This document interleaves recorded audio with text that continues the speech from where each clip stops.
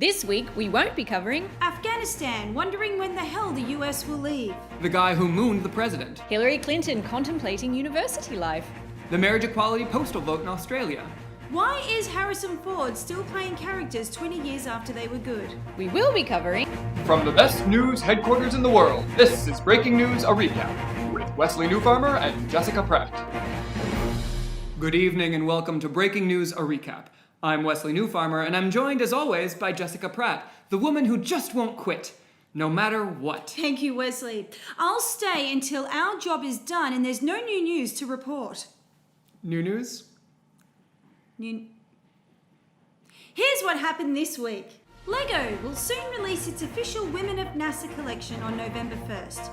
Just like the women themselves, the collection is quite rare, unlike Lego's other new set, The Women of Weinstein. After just 1 week of treatment for sex addiction, Harvey Weinstein needs another month of rehab because he finally realizes he's a dick, dead to being an awful person. Speaking of dicks, Wesley, a dance teacher in Florida was fired after throwing a sex toy surprise party for a former student on school property.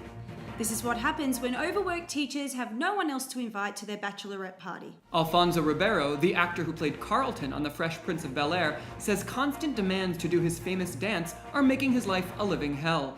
In a show of support, the Rohingya, Syrian refugees, and hurricane victims all sent him a thoughtful condolence card. Catalonia is set to decide if they will carry through with independence from Spain. If they don't, they can take solace in the fact that you can still remain part of a nation and completely hate it.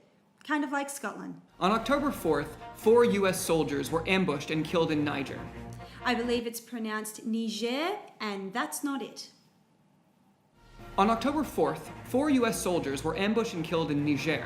Military officials have provided very few details publicly about what happened or how events unfolded. For a post-game analysis, we turn to our sports reporter, Kirin Hilliar. In a confusing first quarter, President Trump made a condolence call to one of the widows while she was driving with a congresswoman to her husband's funeral. The second quarter saw a strong play from the congresswoman and the widow, who both pointed out that Trump lacked empathy, forgot the dead soldier's name, and claimed the soldier knew what he was getting into. Trump soon went on the defensive in the third quarter. The president claimed Obama never made condolence calls, denied what he said to the widow, and with a surprise move from the bench, Chief of Staff John Kelly stepped in to lie about the congresswoman. Now, as the fourth quarter plays out, politicians, media, and the world's population realize once again that it's going to be a long, long season. Back to you, Wesley and Jessica. But Kirin, why were US troops in Africa at all? I tried to find that out, but the Nigerians aren't returning my phone calls. It's Niger and... Never mind. On to the weather. In countries where it's traditional to recognise Halloween, it's that time of the year where you either dress appropriately for the weather or you don't. In countries where Halloween is not a tradition, you'll need to find another excuse for buying too much candy. And in the Middle East, the clouds have parted, allowing Google Earth to discover previously undocumented structures in Saudi Arabia. Hundreds of mysterious stone gates have been found in the desert, proving at one point things were built without the help of expats. Well, that's all the time we have and all the new news there.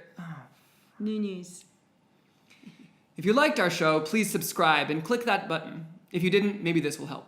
It's not unusual to be mad with anyone. Tune in next time for more breaking news a few days after it actually happens. New news. New news. New news.